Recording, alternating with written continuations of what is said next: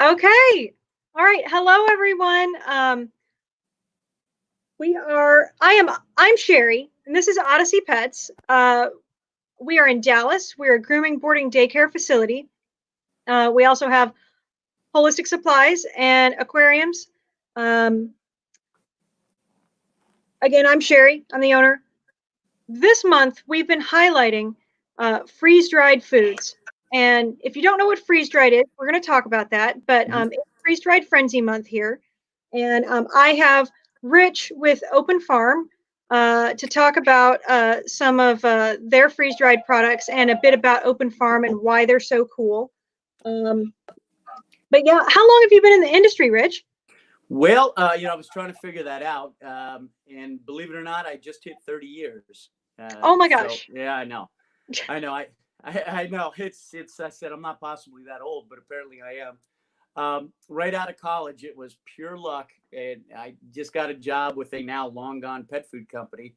I knew nothing about it, but it was a changing time in the industry when at that time, Iams, Science Diet, some of these other foods that didn't focus on nutrition were dominant, and a bunch of new foods were coming up that talked about nutrition. That's what I got on with. They educated us, and found out I fell in love with nutrition. When that Yeah. company went away, I spent the next 30 years between the wholesale side of it, manufacturing. I'm a certified nutritionist from that time, supplement side, back into pet food manufacturing. And for the last 2.5 years, I've been over here at Open Farm. Wow. So you're a certified pet food nutritionist? Certified nutritionist. It Or- it was it was a time when the FDA was kind of coming down on people selling supplements, Gotcha. and when you became a CN, you basically got a little bit of protection from the FDA. Yeah, no, that's And really cool though. That's really oh, it's cool. fun. Yeah. Who knew I had a passion for nutrition? It's one of those things I sometimes go, it was literally just pure luck. I mean, Lord knows what I'd be doing or what else I, would have found a passion for had I not found nutrition. No, and I feel like almost everyone in the pet industry, we all kind of fell into this, Hmm. and we're still here. So Yeah. so oh wow, Tammy with Super Snout says hi. Hey Tammy. My Uh, old friend Tammy. yeah, Rita's watching. My old friend Sunny is watching, and she's in New Zealand, so that's crazy. Ah, All right. Well, thanks for tuning in, everybody. Rich is amazing, so I'm so glad that you're here with us. thank you. Um, but I guess let's get into the background of Open Farm. What Open Farm's one of my favorite foods here. What sets it apart? Well, it's very unique. Those are not familiar with it, I'll tell you what our mission, our corporate mission is: do some good. And literally, that is what we live by as a company. It was started, we're only about 5 years old. We have three founders. They're really neat people: Jacqueline, Isaac, and Derek. And they all share the same thing. They believe in being responsible citizens, doing good. They all, you know, want to leave the world a better place when they came into it. And that's how we've evolved as a company. It's a story that I know Sherry's very familiar with. Jacqueline, who's one of our founders, one day in Toronto, where they live, was driving home, and there was an accident up ahead, and she was stuck for several hours in a traffic jam. And right next to her was a truckload of factory farmed pigs, and she had the roof down, and she sat there for 2 hours. And as to hear her describe it, it was pretty god awful. I mean, they were sick, screaming, terrified, bleeding. It literally changed her life. She went back home, started doing some research, became a vegetarian, started really studying up on factory farming, and really Wait, so discovered. she became vegetarian after the truck incident? Pretty much, yeah. And No way. she read some books and started looking at some things. Um, and that's about the time the pet food was starting. So it evolved as, basically, we have three pillars in the company. One of them is premium nutrition, obviously. The other one is animal welfare and sustainability that we can talk about in a second. The other one is transparency. And it's basically, factory farming for the most part exists for one reason: economics. Okay, they really don't care. At least they've shown they don't care about how an animal is treated, the quality of the nutrition. It's all about money. And Mhm.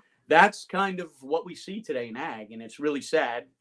And so it was a situation that we were pretty much the first food out there that decided everything we do is going to be animals that are treated with respect. Obviously our tagline, I told you, our motto is do some good.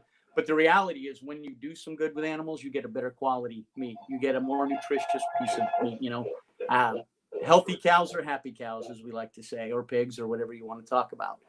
And today it's really, and I'm not some conspiracy guy, but this is the truth.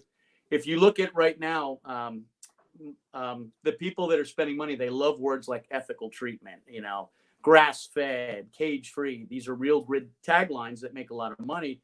But the reality is, lobbyists have gotten involved, and they know this, so they've gotten some laws passed that, just for example, if you say grass fed and I say grass fed, most people probably think this poor cow this lucky cow has eaten grass its whole life. But new laws now say you can sell a cow as grass fed if the last 4 weeks of their life you put them out on the grass. So they were fed GMO corn in a feedlot their whole life. Free range is another one. Free range meat. You and I think that means they have access to the fields. Well, legally, what it means is they can see the field. So if you put a window in a feedlot, you can now sell that animal as free range. So it's That's just awful. Oh no, and I know. And then there's things you'll see some things on there. We have a letter of guarantee.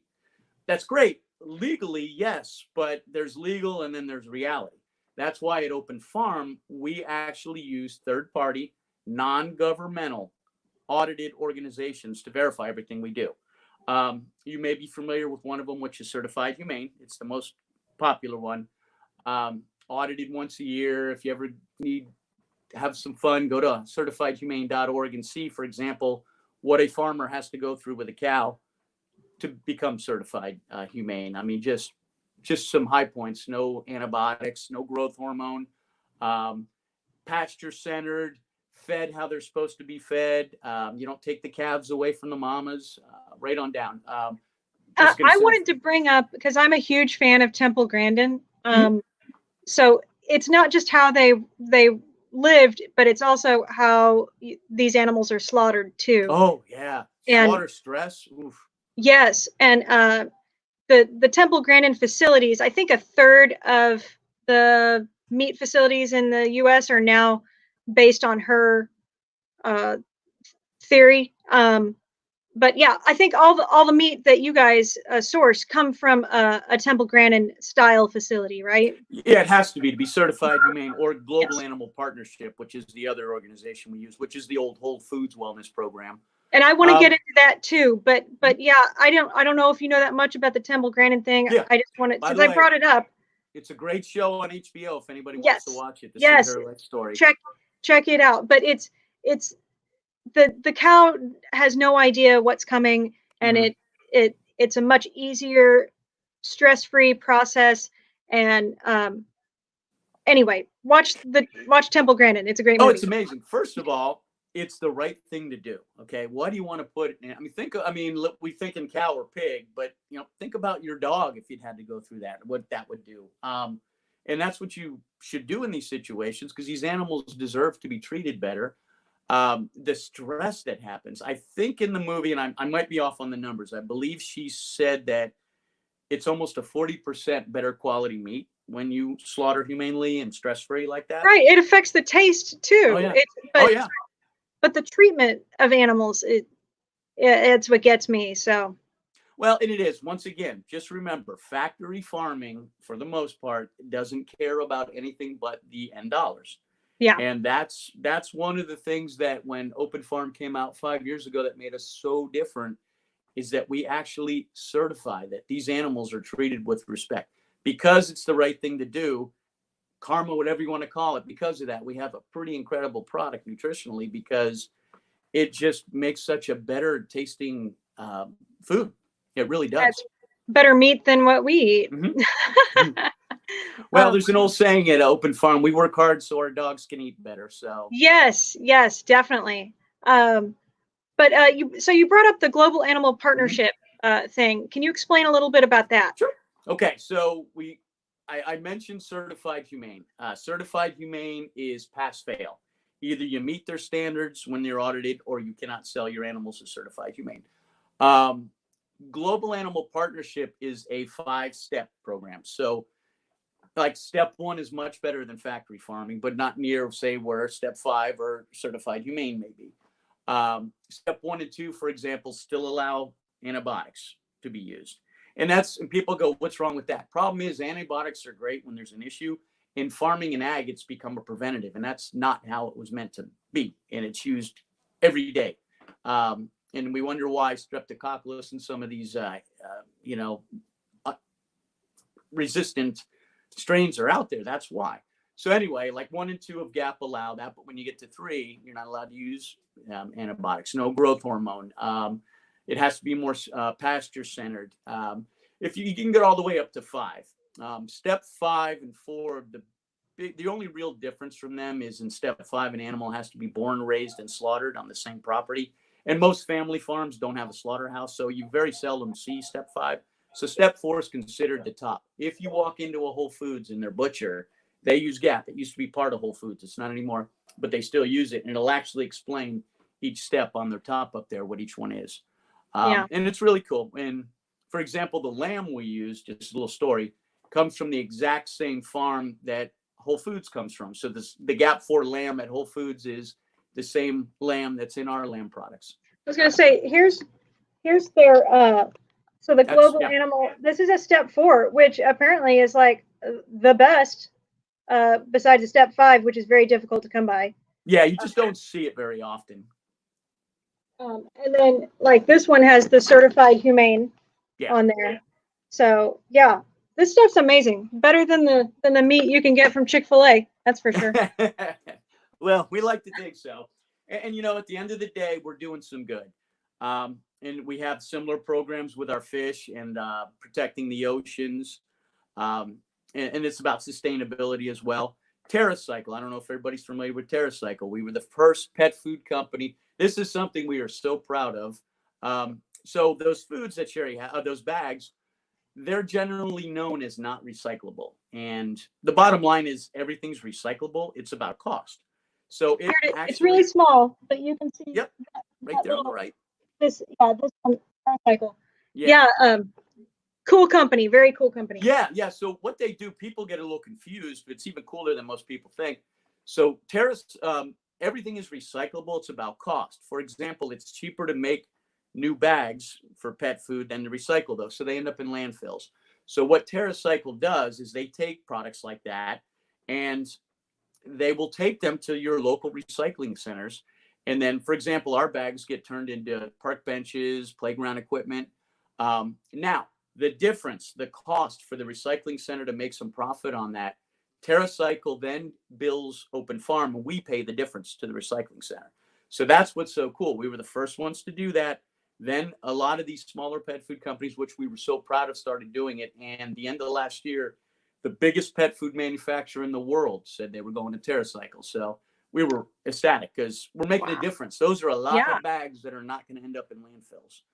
So park benches. If any of my customers are watching, if you guys buy an Open Farm bag, and I think Earthborn does it, if it has a little Terracycle, and actually there's some human goods too that Terracycle works with. A lot of big companies. Yeah, if you see that little logo on there, you can bring it to a drop-off point, and we are one, and then we ship it to Terracycle, and then they recycle it. So you can always bring your bags back to us.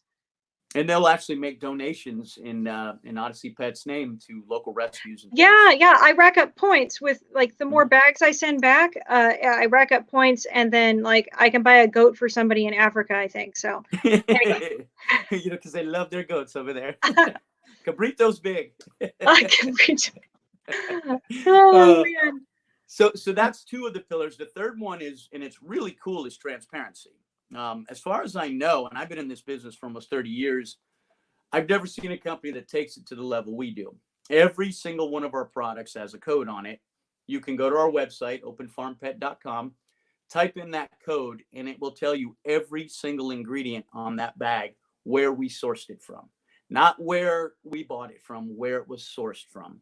And that's important. We talked a little bit earlier about lobbyists and things. Vitamins today, it drives me nuts. So I was in the vitamin business for several years. There's something called vitamin packs, and that's in human and in pet. Nothing wrong with vitamin packs. They get a bad name. Well, all they are is there's companies, they assemble all the vitamins together. They get added into food. They do it for these companies. It gets added in. Problem is, every single one of them's in Germany. And people love to say, I didn't get any of my vitamins from China, for example. China led there a whole story behind that, but nobody wants vitamins from China. I will tell you, I used to sell ascorbic acid, vitamin C. About 90% of that comes from China. Yet everybody says none of my vitamins come from China. Well, legally, once again, they're not lying to you. All of these vitamin pack companies buy everything, including from China. They assemble it. By law, if you buy a vitamin pack, you can say, I buy all my vitamins from Germany. And that's how you get around that. So that's why we don't use vitamin packs. That's why we tell you where it's sourced. Okay. And that's why we can't use vitamin packs. We need to know where everything comes from. It's just a really cool thing that you can see exactly where. Heck, we'll even tell you where the salt comes from in the products. It will tell you down. We'll tell you another one is people see this on a bag of pet food. They see ingredients like natural flavoring. Nobody ever tells them what they are. Once again, by law, as long as 65%. Now, what is natural flavoring? What is that? Good call. So it's an actual legal term. Okay. So when you make products and it's processed, and I'll get into processing a little bit later when we talk about the freeze dried, fat gets cooked out. It's kind of, think about cooking a burger. It gets, or a quarter pounder. It was a quarter pounder when it starts. It cooks down. The fat cooks out. Fat is flavor. It's called a palatin in food world. So what they do is they put on the fat afterwards. Usually it's a sprayed on palatin. Legally, it has to be labeled as flavoring, or if it's natural, you can call it natural flavoring. Here's the key. It only has to be 65% natural. So it can be 35% synthetic. It'd still be natural. Once again, lobbyists, thank you. I call just about any company and ask them, what's your natural flavoring? And they'll tell you it's proprietary. They don't want you to know, okay?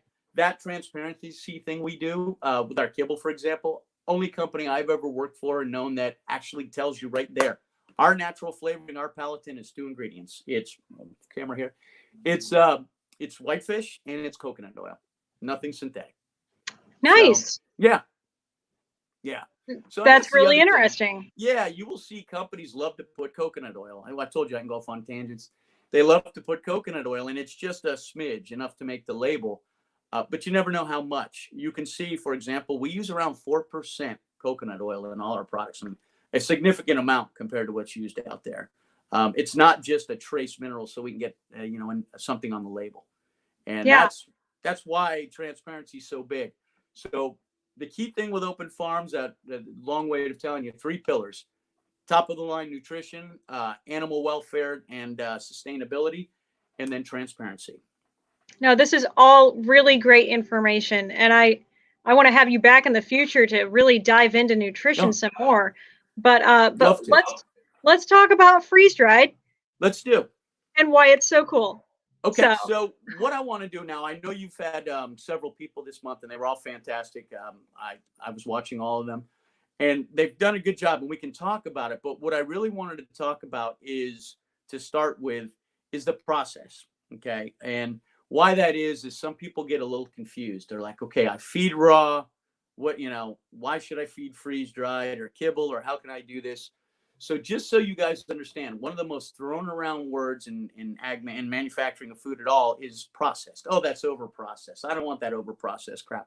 But nobody really knows what that means. So literally, it couldn't be easier. It just means that food has been through a lot of processes.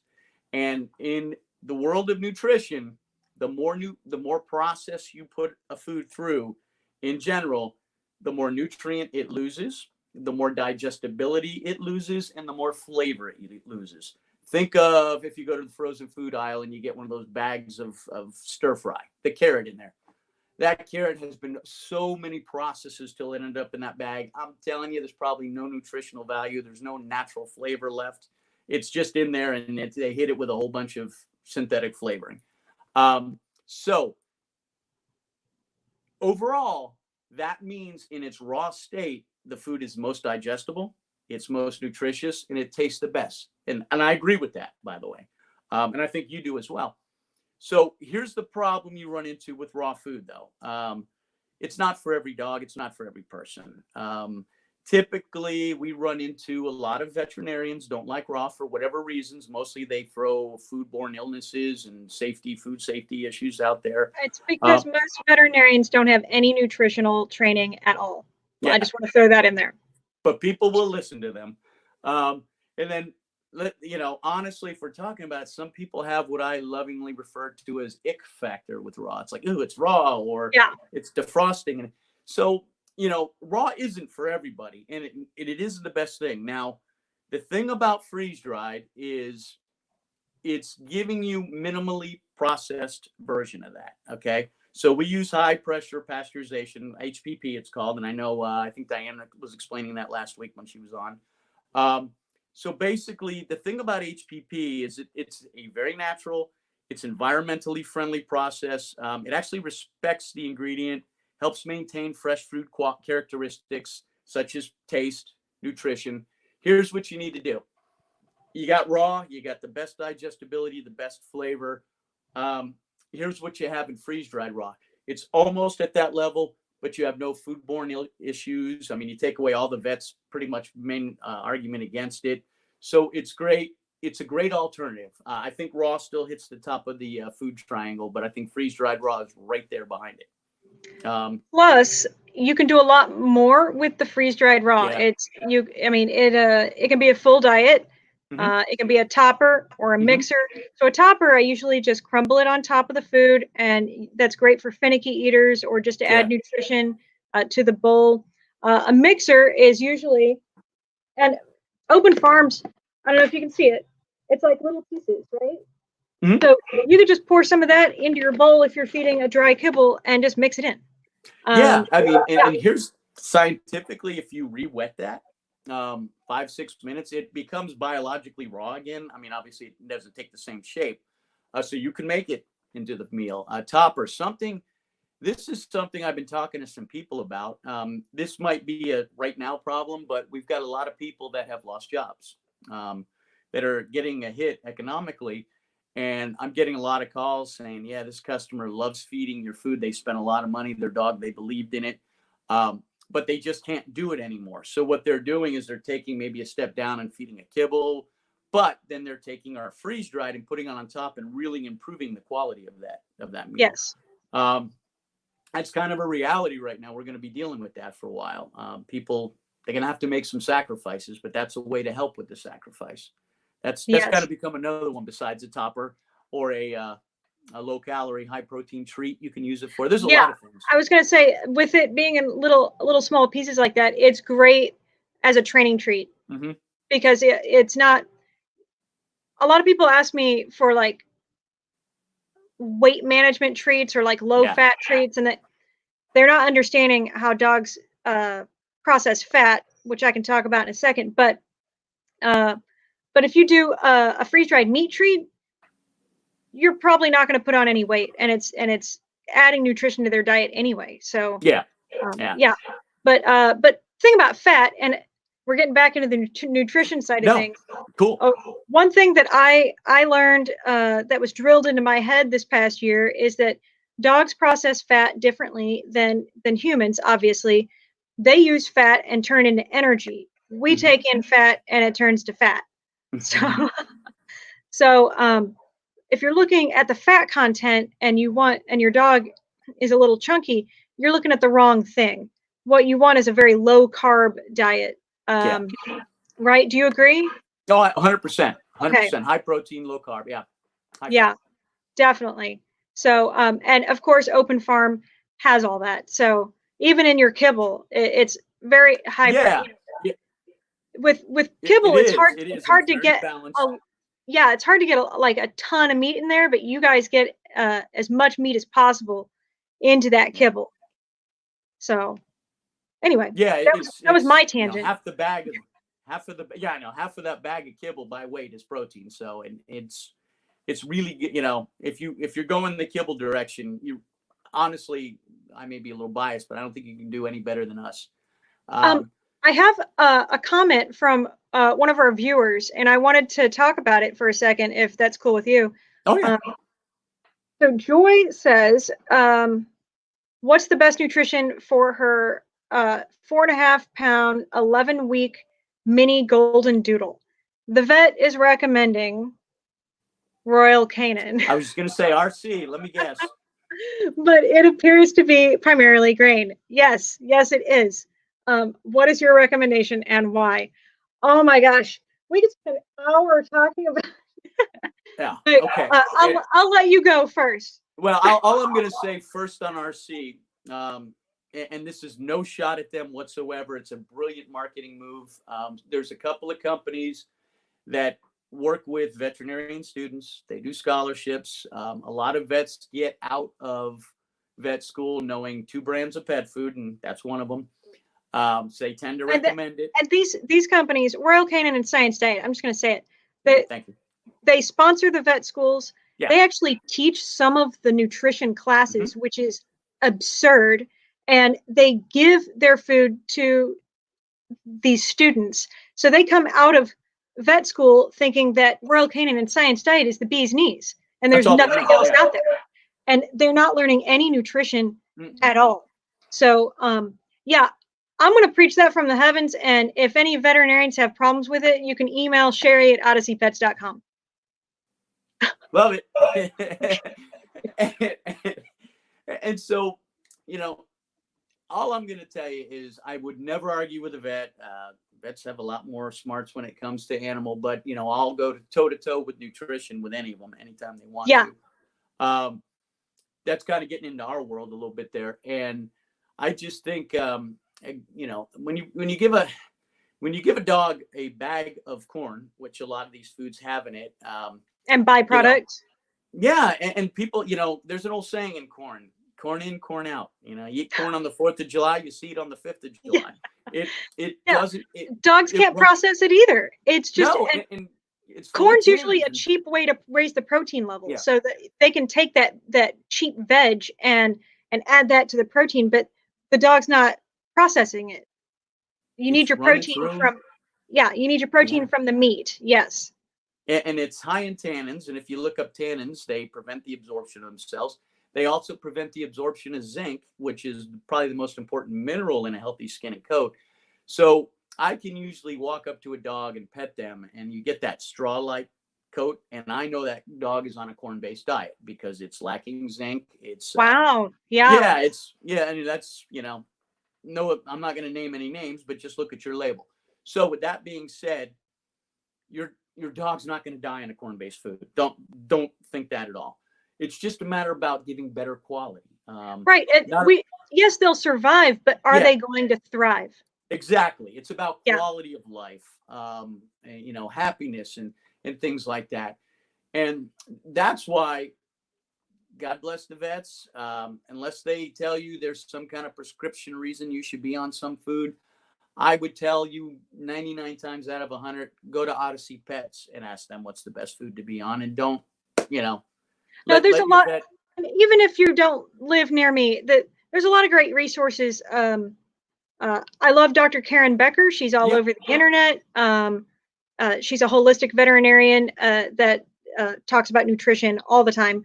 And then petfoodadvisor.com, could be .org. That has some really good information too. Really, there's so many good options out there to feed your pet. But what you want is high meat content, low carb. Yeah. Here's the thing. Find a quality pet store. And remember this, a quality pet store doesn't sell junk.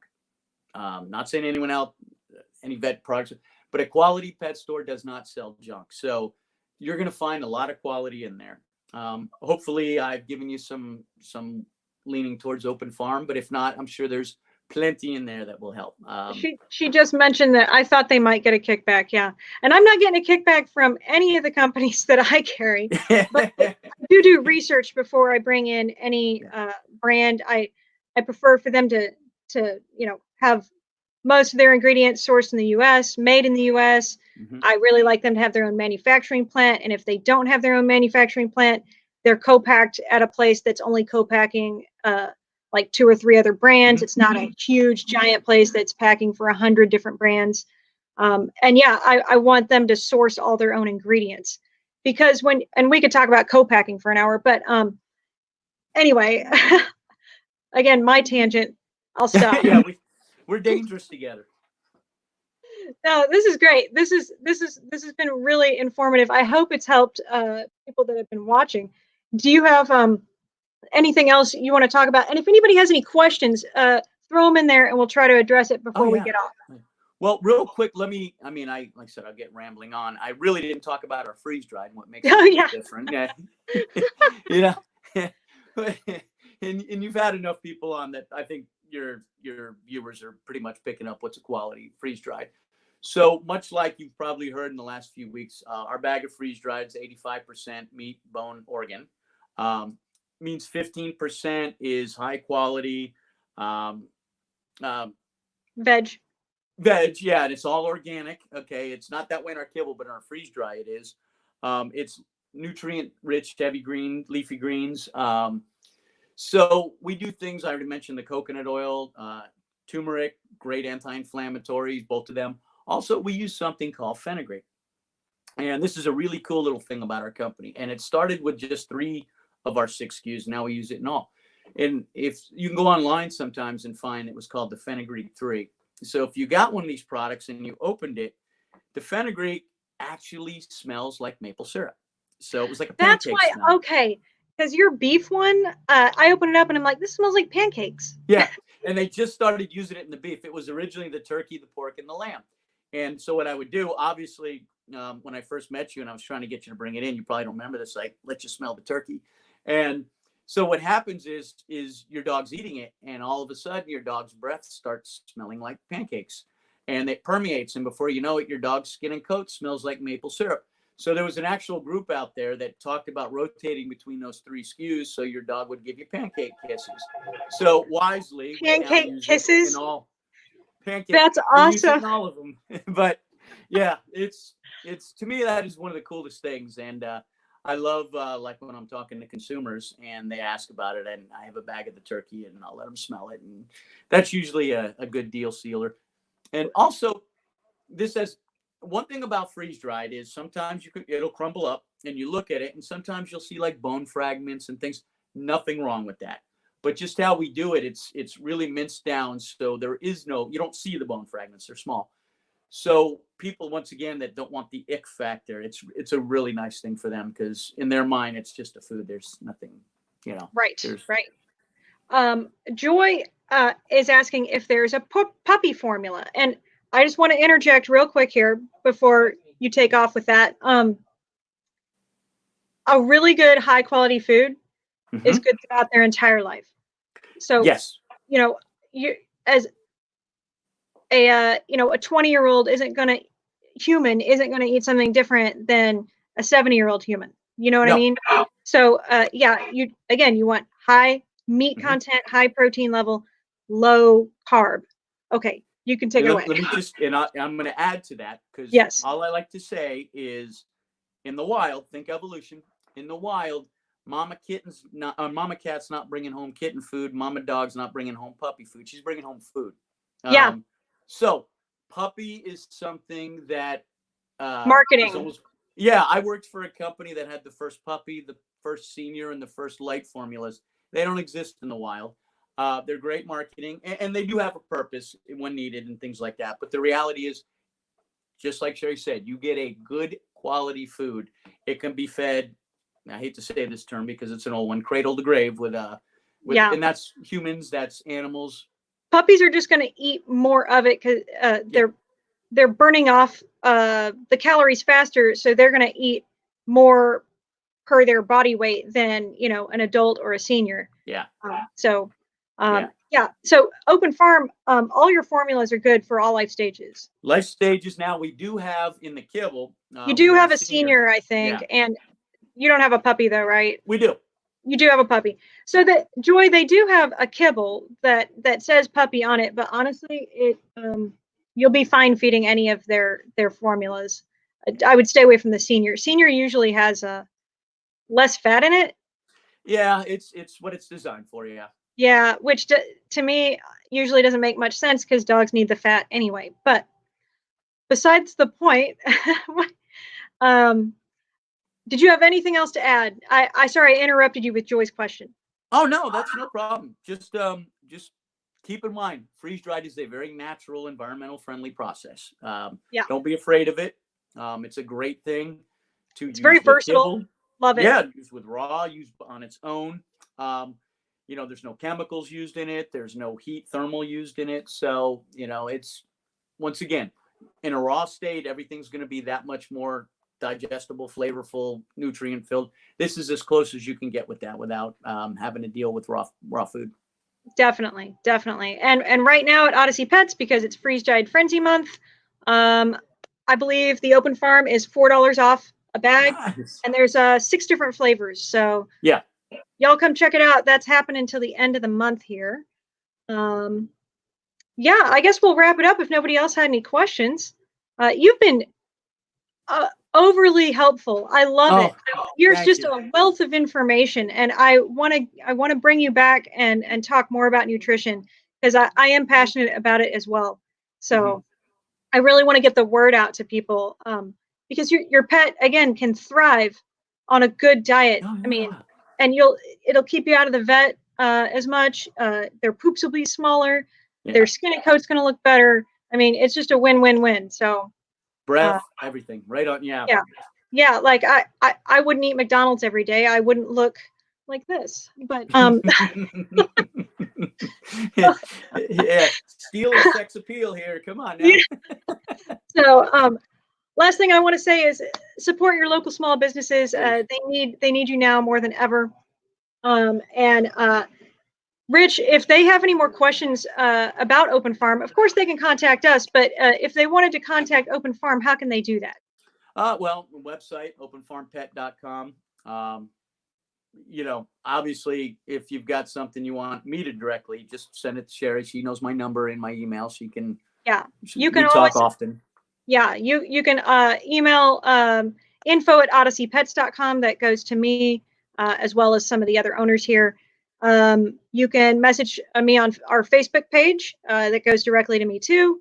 And then we have a button on our website, and you can message me there as well. So lots of ways to get in contact with Odyssey Pets if you have any other questions. But yeah, y'all come check out the freeze dried on sale till the end of the month. It's a great product, and I want to thank you, Rich, for spending time to share all this information with us. And I hope you're doing well. I am. I can't wait to get back out and see y'all again. Okay. Well, and if anybody else is still watching, I will see you tonight on Shopping with Sherry at 7:30 p.m. Here on the Facebook page, live. I got some great deals, some more freeze dried to talk about, and we'll see you then. So thank you everybody for watching. Y'all be safe and have a great day. Thanks, Sherry. Thanks, everyone. Bye.